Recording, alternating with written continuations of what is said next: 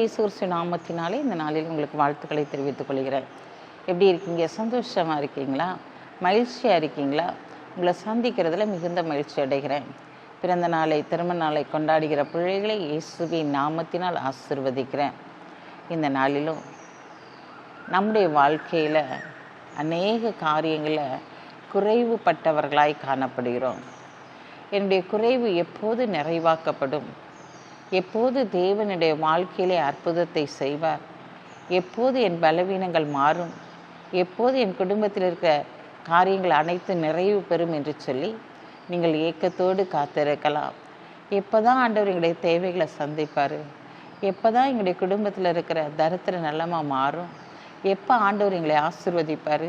அநேக வாக்குத்தத்தங்களை கொடுத்திருக்கிறாரே, இன்னும் நிறைவேறவில்லையே என்று சொல்லி நீங்கள் ஏக்கத்தோடு இருக்கலாம். ஐயோ, என் பிள்ளைக்கு ஃபீஸ் கட்ட வேண்டுமே, வீட்டு வாடகை கொடுக்க வேண்டுமே, இதனால் நான் வீடு கட்டி கொண்டு இருக்கிறேன், அதனுடைய தேவைகள் சந்திக்கப்பட வேண்டுமே, என் பிள்ளைகளுடைய திருமண காரியங்கள் சந்திக்கப்பட வேண்டுமே, இப்படி ஏதாவது ஒரு காரியம் நம்முடைய தேவைகள் சந்திக்கப்பட வேண்டும் என்று சொல்லி நாம் தேவனை நோக்கி பார்த்து கூப்பிட்டு கொண்டே இருக்கிறோம். ஆனால் என்கிட்ட ஒன்றுமே இல்லைன்னு சொல்லி புலம்புகிறவர்களாயும் காணப்படுகிறோம். இன்றைக்கு ஆண்டவர் உங்களை பார்த்து சொல்லுகிறார், மகனே மகளே, ஒன்றும் இல்லாத நேரத்திலே உன் தேவைகளை நான் சந்திக்கிறவராய் கடந்து வந்திருக்கிறேன். உன்கிட்ட ஒன்றுமே இல்லை அப்படிங்கிற சூழ்நிலையில் நான் உன் தேவைகளை சந்திப்பேன் என்று சொல்லுகிறார். வாசிக்கிற கேளுங்க. உபாகமம் 2ஆம் அதிகாரம் 7ஆம் வசனம். உன் தேவனாகிய கர்த்தர் உன் கையின் கிரியையெல்லாம் உன்னை ஆசீர்வதித்து வருகிறார். இந்த பெரிய வனாந்திர வழியாய் நீ நடந்து வருகிறதை அறிவார். இந்த 40 வருஷமும் உன் தேவனாகிய கர்த்தர் உன்னோடு இருந்தார், உனக்கு ஒன்றும் குறைபடவில்லை என்று சொல் என்றார். ஆம் பிரியமானவர்களே, உனக்கு ஒன்றும் குறைவுபடவில்லை என்று சொல் என்று சொல்லுகிறார்.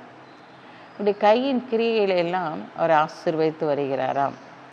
இந்த நாளிலிருந்து உங்களுடைய தேவைகளை அவர் சந்திக்கிறவராய், உங்களை அறிந்திருக்கிறவராய் அவர் கடந்து வந்திருக்கிறார். என்னென்ன தேவைகள் உங்களுடைய வாழ்க்கையில் உண்டோ அத்தனை தேவைகளையும் சந்தித்து நிறைவாய் வழிநடத்தப் போகிறார். ஏன்னா அவர் உங்களை ஆசீர்வதிக்கும்படியான நேரம் வந்துவிட்டது. உங்களுடைய குறைகள் நிறைவாக்கப்பட வேண்டிய நேரம் வந்துவிட்டது. அதனால் நீங்கள் பயப்பட வேண்டாம்.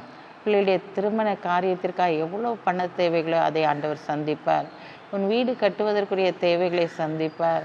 உன் பிள்ளையுடைய படிப்பின் தேவைகளை அவர் சந்திப்பார். நீ ஏன் பயப்படுகிறாய்? கர்த்தர் உன்னோடு இருந்து உன் கையின் கிரியெல்லாம் ஆசீர்வதிக்கிறவராக இருக்கிறார்.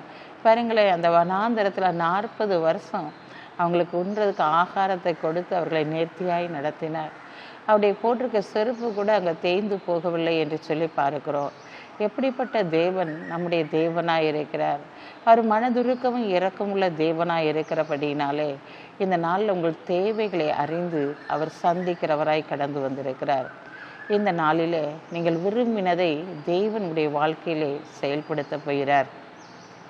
இதெல்லாம் நடக்குமா அப்படின்னு சொல்லி நீங்கள் நினைக்கலாம்.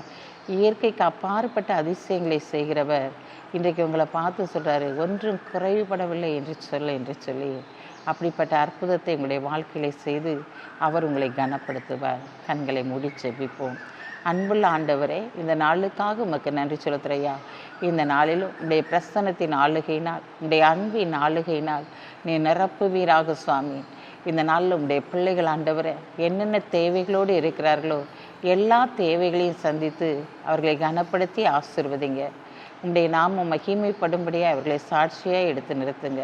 பிறந்த நாளை, திருநாளை கொண்டாடுகிற பிள்ளைகளை இயேசுவின் நாமத்தினால் ஆசீர்வதித்து ஜெபிக்கிறேன். சப்பா, நான் உன்னோடு இருந்து செய்யும் காரியம் பயங்கரமாக இருக்கு சொன்ன வார்த்தையின்படி பயங்கரமான காரியங்களை செய்து கனப்படுத்துங்க.